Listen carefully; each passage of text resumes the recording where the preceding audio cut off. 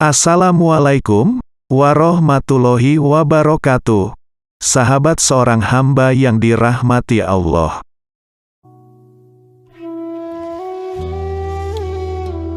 Enam tempat munculnya tanda-tanda kiamat. Sahabat seorang hamba, ada beberapa tempat di dunia ini yang disebut-sebut terkait dengan lokasi munculnya tanda-tanda hari kiamat. Di manakah tempat munculnya tanda-tanda kiamat tersebut? Seperti diketahui, dalam ajaran Islam, percaya kepada hari kiamat adalah salah satu rukun iman. Kepastian kapan dan bagaimana kiamat itu terjadi, hanya Allah Subhanahu wa Ta'ala yang Maha Mengetahui. Namun, demikian banyak riwayat dan keterangan yang menyinggung tentang hari kiamat dan tanda-tanda kemunculannya. Disebutkan bahwa sebelum sangkakala ditiup, banyak rentetan peristiwa terjadi di muka bumi ini jelang hari kiamat. Rasulullah Shallallahu Alaihi Wasallam mengabarkan tanda-tanda kiamat, baik kecil maupun besar, dalam banyak riwayat hadis. Beberapa di antaranya telah terjadi di beberapa tempat. Berikut 6 tempat munculnya tanda-tanda kiamat berdasarkan riwayat hadis dan keterangan para ulama. 1. Danau Tiberias. Danau ini memiliki beragam julukan, seperti Danau Al-Jalil, Danau Galilea, Danau Genesaret, Danau Kineret, dan Danau Kinerot.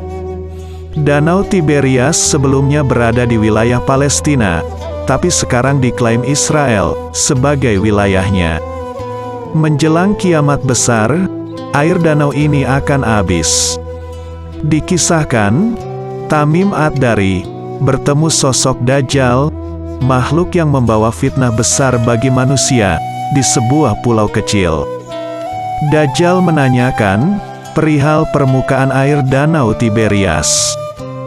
Beritakan kepadaku tentang Danau Tiberias. Kami pun berkata, tentang apanya yang ingin engkau ketahui? Dia berkata, apakah di sana ada airnya? Kami menjawab, danau itu banyak airnya. Dia berkata, ketahuilah, airnya tak lama lagi akan habis. 2. Sungai Efrat. Mengeringnya Sungai Efrat sempat diperbincangkan karena menjadi pertanda hari kiamat semakin dekat.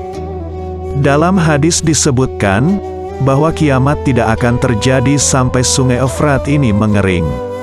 Nabi bersabda, kiamat tidak akan terjadi sampai Al-Furat mengering, sehingga muncullah gunung emas.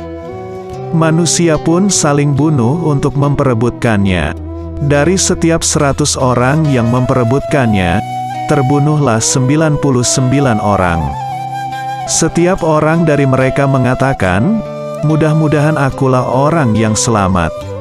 Para ilmuwan menemukan, selama 7 tahun dari tahun 2003, cekungan Sungai Tigris dan Efrat di bagian Turki, Suriah, Irak, dan Iran kehilangan 117 juta kaki akre atau 144 km kubik air tawar.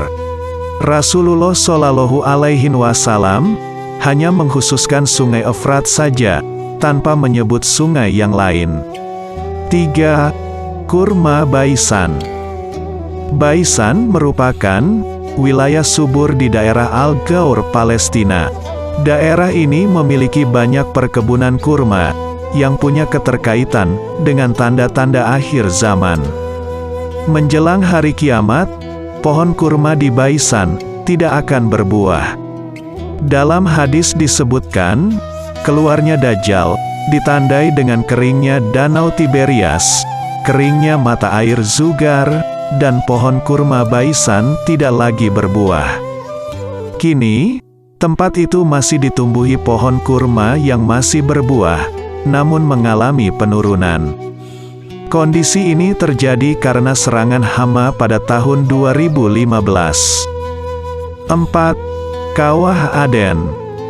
Aden merupakan ibu kota Yaman, yang kemudian dijadikan zona perdagangan bebas. Kota ini terletak 170 km timur Bab el-Mandeb. Dr. Umar Sulaiman Al-Sigar, dalam bukunya, Ensiklopedia Kiamat, menulis, sebelum hari kiamat, api akan keluar dari kawah Aden, yang menggiring manusia ke tempat mereka dihimpun. Dalam riwayat Tirmidzi disebutkan, pegunungan Aden dapat meledak sewaktu-waktu. Rasulullah Shallallahu Alaihi Wasallam bersabda, api itu akan keluar dari dasar lereng Aden, mengarah manusia. Api itu akan diam ketika manusia tertidur, api itu berjalan ketika manusia berjalan. 5. Arab Saudi. Beberapa fenomena terjadi di Arab Saudi, yang diyakini sebagai pertanda dekatnya hari kiamat. Di antaranya turunnya salju, dan banyaknya pepohonan hijau. Selain itu banyaknya bangunan-bangunan tinggi, pencakar langit. Kemudian, terjadi perselisihan di antara anggota kerajaan yang memimpin Hijaz. Beberapa ulama menukil, salah satu hadis yang menyebutkan, tidak akan terjadi kiamat, sampai terjadi perselisihan di antara keluarga kerajaan yang memimpin Hijaz. Hijaz adalah Arab Saudi sekarang. Selain peristiwa di atas, Arab Saudi yang dikenal sebagai negara syariat Islam, kini beralih menuju modernisasi. Putra mahkota, Mohammed bin Salman, ingin menjadikan Arab Saudi seperti Eropa, atau dikenal dengan Vision 2030. 6. Negeri Syam. Negeri Syam mencakup daerah Palestina, Suriah, Lebanon, dan Yordania. Dalam hadis yang diriwayatkan Imam Ahmad, Abu Dawud, dan Al-Hakim disebutkan, pusat kepemimpinan kaum muslimin pada hari peperangan besar, atau Al-Malhamah Al-Kubra, adalah sebuah negeri bernama Gutoh. Di negeri itu terdapat sebuah kota bernama Damsyik, atau Damaskus Suriah. Imam Mahdi akan memimpin kaum muslimin di tempat tersebut. Ketika Imam Mahdi berhadapan dengan Dajjal, maka Allah mengutus Nabi Isa alaihi salam turun ke bumi. Beliau turun di Menara Putih, sebelah timur Damaskus, Suriah. Isa al-Masih membunuh Dajjal dan pengikutnya di gerbang Lod, Palestina. Semoga dengan adanya video ini dapat menambah wawasan bagi kita untuk selalu meningkatkan keimanan dan ketakwaan kita kepada Allah Subhanahu wa Ta'ala.